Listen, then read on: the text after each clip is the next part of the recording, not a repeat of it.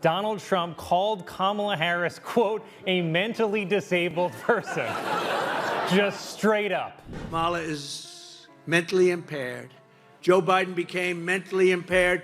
Kamala was born that way. Picture this. A former president, known for his very stable genius claims, just called his opponent mentally disabled, and then admitted to losing to her. Confused? So is Colin Jost. Let's unpack this comedy goldmine together. The newest insult that Trump attempted may have backfired badly, it seems. Could it be that his comments on Kamala Harris were more indicative of his own self-doubt than hers? It is ironic that Trump might have played himself, as Colin Jost's critique reveals. Jost spared no punches in his Weekend Update segment. Focusing on Trump's ludicrous assertion regarding Harris, he highlighted its ludicrousness. Trump said Kamala Harris is mentally disabled. As Jost started, the stage was set for a hilarious demonstration of political roasting. Think about it, only a mentally disabled person could have allowed this to happen to our country.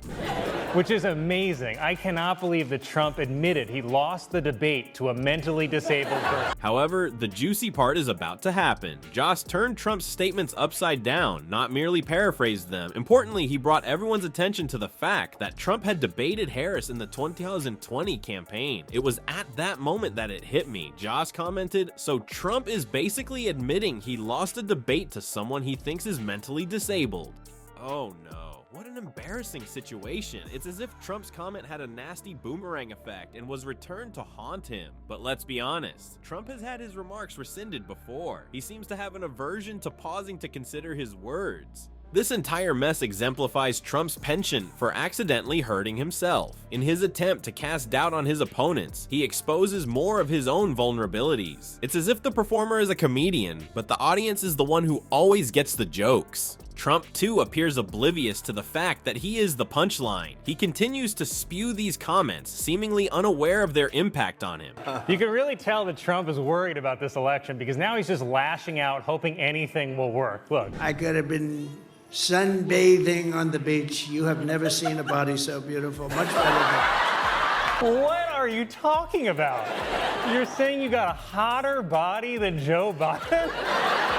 It's like he's playing a game of who can say the most ridiculous thing, and he's the only contestant. Jost's analysis goes beyond merely pointing out Trump's linguistic gaffes. The usage of ableist terminology in political speech is brought to light, which is a larger problem. By calling out Trump's inappropriate use of mentally disabled as an insult, Jost is doing more than just cracking jokes. He's pointing out how such language is harmful and has no place in political debate. Keep in mind that we are dealing with Trump here, the man who boasted about passing a dementia-detecting cognitive exam in the past. The same guy who thought injecting disinfectant might be a good idea to fight COVID-19. At this point, it's almost too easy for comedians like Jost. Trump's providing more material than a Walmart on Black Friday. Has consistently praised Donald Trump, talking about him often. Trump last night called Kamala Harris mentally disabled. He said that Joe Biden became that way.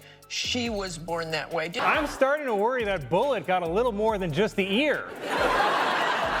What's really fascinating is how Trump's insults often seem to be projections of his own insecurities. It's like he's looking in a mirror, pointing at his reflection and yelling, "You're the problem." Meanwhile, everyone else is standing around wondering if he realizes he's talking about himself. This pattern of behavior from Trump isn't just comedic gold, it's also a telling insight into his psyche. Every time he lashes out with these poorly thought out insults, he's essentially holding up a sign that says, "Here are my deepest fears and insecurities." It's like he's doing the job of political analysts and psychologists for them. Trump's train wreck of insults keeps on rolling, but his latest attack on Kamala Harris might just be the caboose of crazy. What if I told you that Trump's playground politics aren't just embarrassing, they're exposing a deeper problem in how we talk about mental health in America? It seems our orange friend is back at it again, this time with a new insult that's about as mature as a kindergartner's cooties accusation. Trump's latest verbal gem, calling Kamala Harris mentally disabled.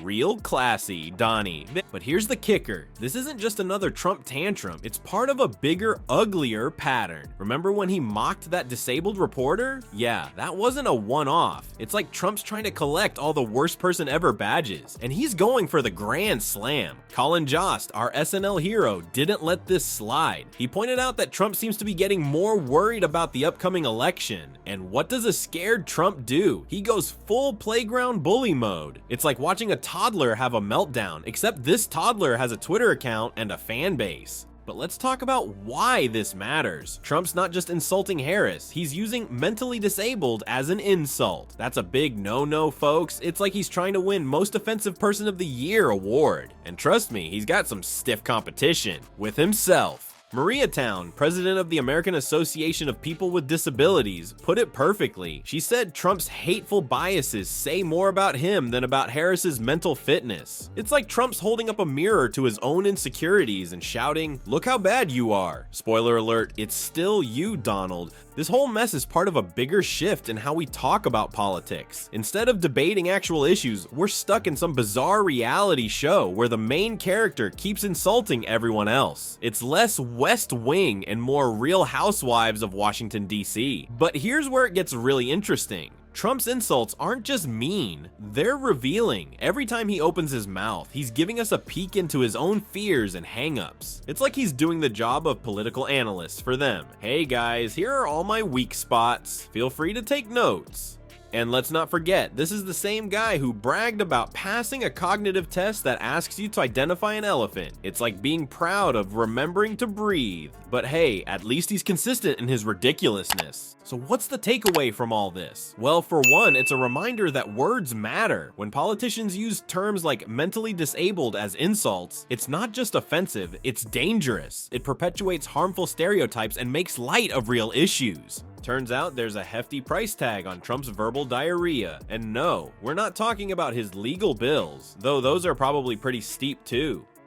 The real cost, it's measured in respect, decency, and the mental health of millions of Americans. Talk about a bad investment. When Trump tosses around terms like mentally disabled as insults, he's not just being a jerk, he's basically throwing a grenade into a crowd and hoping it only hits his target. Spoiler alert, it doesn't work that way, Donnie. Colin Jost's takedown of Trump's comments isn't just about scoring comedy points, it's shining a spotlight on a bigger issue, how this kind of language hurts real people with disabilities. It's like Trump's playing a twisted game of who can I offend next? And the losers are, well, all of us. But here's where it gets really messed up. Trump's not just insulting Harris or people with disabilities. He's dragging our whole political conversation into the gutter. Remember when politicians used to debate actual issues? Yeah, those were the days. Now we're stuck in some bizarre reality show where the main character keeps insulting everyone else. It's less West Wing and more Real Housewives of Washington, D.C. Jost didn't stop at calling out Trump's insults. He went after Trump's stance on immigration too, because apparently insulting one group of people wasn't enough for our orange friend. It's like Trump's trying to fill out his offensive bingo card and he's going for blackout.